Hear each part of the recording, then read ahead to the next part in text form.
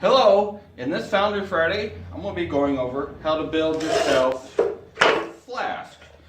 Now in the previous video, I mentioned these, the flasks. These are what you make your sand molds into. This is what you put your pattern in, you pack your sand into it or ram your sand into it, and then you're able to split it, remove your pattern, and then put it back together and pour your mold. So these are really simple. Now a note on these, you can make these any size, any shape, however you need it. I have made these that were 6 inches wide and 2 foot long to fit a certain part that I was wanting to cast. So just a quick little video, going to go over how simple these are to make. And the one I'm going to make it a 12 inches square. And I will be making it out of some pine 1x4s. Now I've made ones out of regular lumber, I've made them out of plywood, just anything will work. As long as it's, you know, a decent wood that will hold up to moisture, that's one thing. So that's the reason I use pine, because I believe that it's a little more durable than plywood. I have some plywood ones that I've used for several years now and they're still holding up. But I like the pine better, just a little more solid. Alright, let's get started. Now, what you'll need to build these is your wood you're going to build it out of. Here's my 1x4. You're going to need a tape measure, of course, a square, something to mark with, and a saw. I have my nice big miter saw here. But you can use a jigsaw, a circular saw, a hand saw, whatever you've got. You don't have to get fancy with this kind of stuff. So I'm going to go ahead, I'm going to square my end up on it, and then I can start making some measurements. This first cut will be to square the end of my board up. Then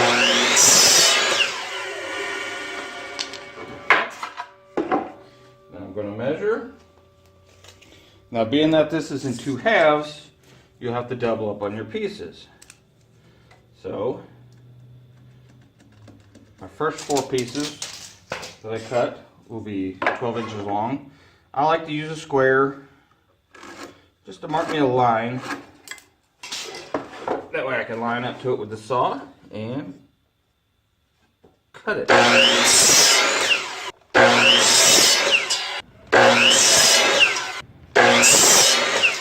So when I put these together, I'm going to put them together like this. Now I know these are 3/4 of an inch thick, so if I want this to be 12 inches, I am going to have to subtract 1.5 inches off of these next pieces.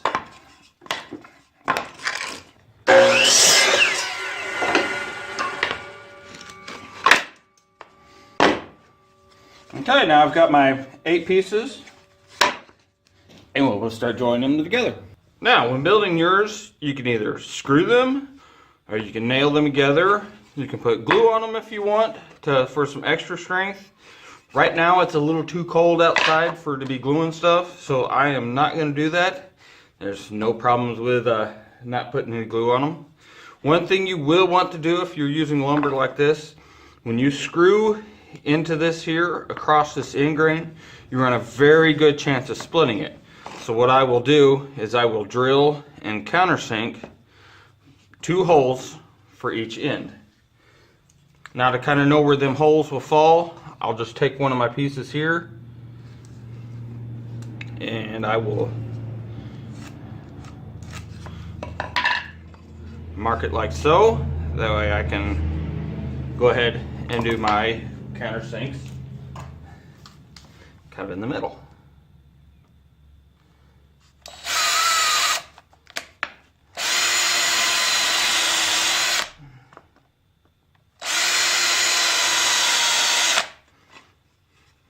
And I will do this with all of them. Alright, all drilled and countersunk up. Time to assemble.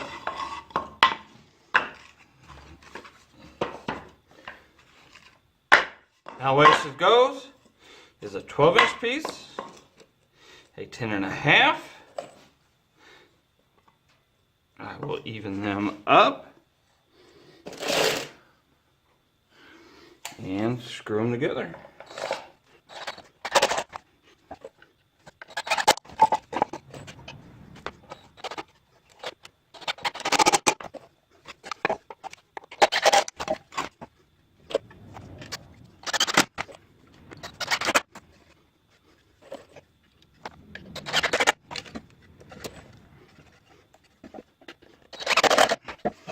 One half down, now the other half.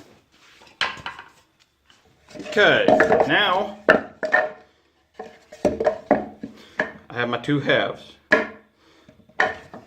Now we need a way to register these two halves to where they only go together one way and they go together the same way every time. So, like this one here, I'm going to make some registrations.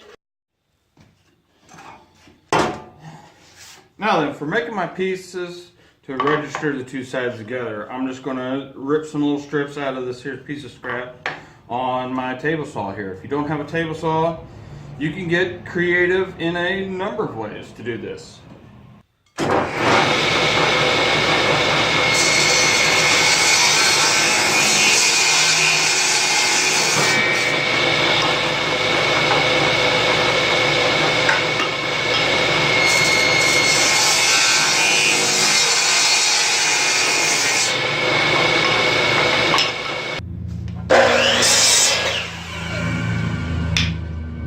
6 pieces, ready to make our registrations. Alright, to get started out making my registrations on here, I went ahead and I made me a nice square line. And since I'm going to screw this all together, I've done countersunk this piece. And I will take it, line it up, and screw it together.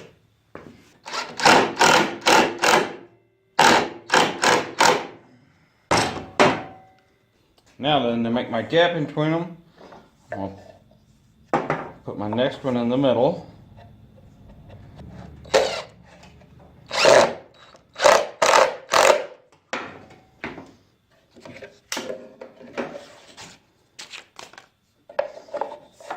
Should have a nice slip fit when it's all said and done. So then I'll do one on the other side. And then we'll put our registration on the other half.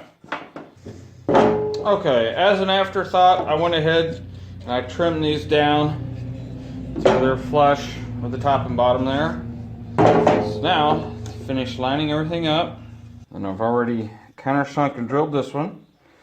So I'm going to put it about like that. And just for good measure, I'm going to hold it in place with a clamp.